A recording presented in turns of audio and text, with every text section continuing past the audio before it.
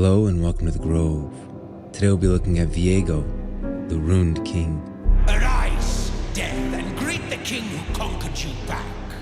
Once ruler of a long-lost kingdom, VIEGO perished over 1,000 years ago when his attempt to bring his wife back from the dead triggered the magical catastrophe known as the Ruination.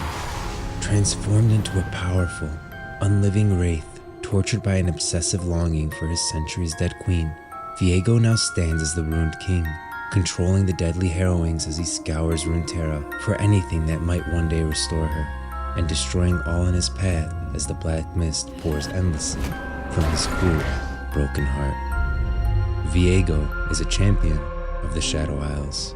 This cursed land was once home to a noble, enlightened civilization, known to its allies and emissaries as the Blessed Isles. However, more than 1,000 years ago, an unprecedented magical cataclysm left the barrier between the material and spirit realms in tatters, effectively merging the two and dooming all living things in an instant.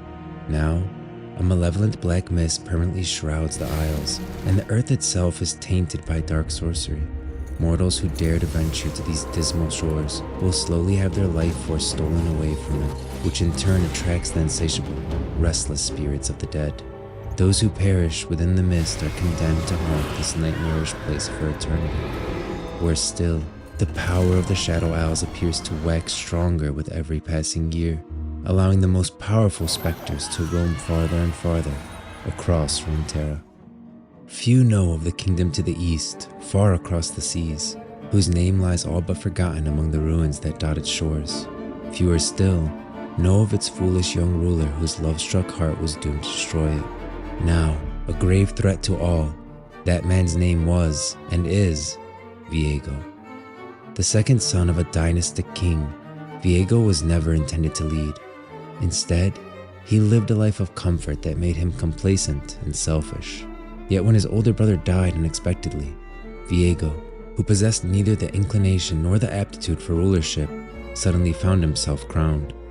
He showed little interest in his position until he met a poor seamstress, Isolde.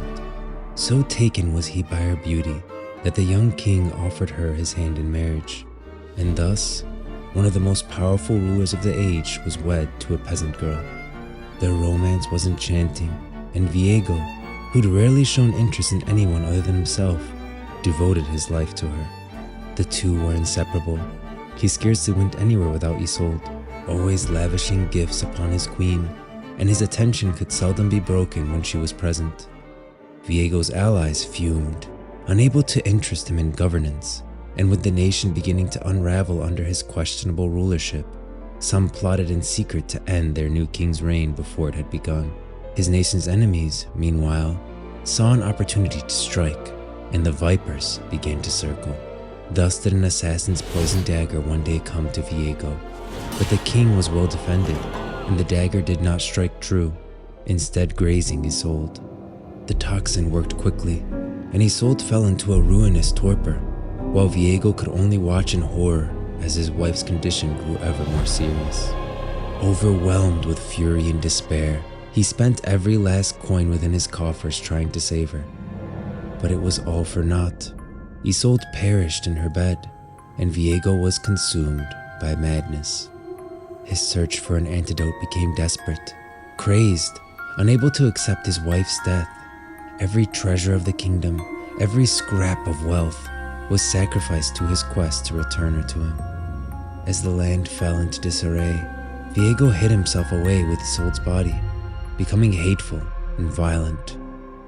Then came the day he learned the secret of the Blessed Isles, of its waters that healed any ailment. With his great army, he stormed the peaceful country by force, slaughtering everyone who stood in his way, until he at last breached its inner sanctum and let his wife drift beneath the blessed water. She would return to him, no matter the destruction he wrought, no matter the cost. And for just one moment, she did. Isolde arose a horrifying wraith of shadow and rage, and in her pain, her anger, her confusion at being ripped from death, she took VIEGO's own enchanted blade and thrust it through his heart. The magic of the waters and the ancient sword clashed, and the chamber's energy erupted, tearing across the Isles entrapping everything it touched in tortured, conscious undeath. Yet of this, VIEGO remembers nothing.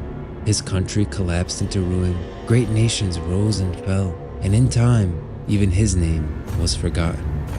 Until, 1,000 years after his death, VIEGO stood once more, and this time, he would not fail. His mind twisted by the same dangerous obsession he possessed in life, VIEGO's unflinching, deranged love fuels his every action, his every desire, his every atrocity. The deadly black mist pours freely from VIEGO's broken heart, ripping the life from everything it touches, and he uses the mist to scour the world for some way to return a soul to his side. Legions will fall before him, only to rise again in his service. Continents will be swallowed by living darkness, and the world will pay for every moment of happiness it stole from an ancient ruler, laid low by an all-consuming love. He cares not for the destruction he causes, so long as he can see Isolde's face again. His reign is terror, his love is eternal, and until Isolde returns to him, all will fall before the Ruined King. No price is too great, no atrocity beyond my reach. For her, I will do anything.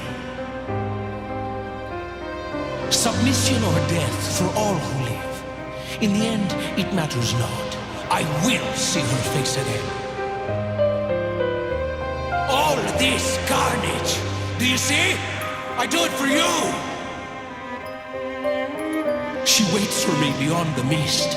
My queen, my love, my black and broken heart. You face the Ruined King.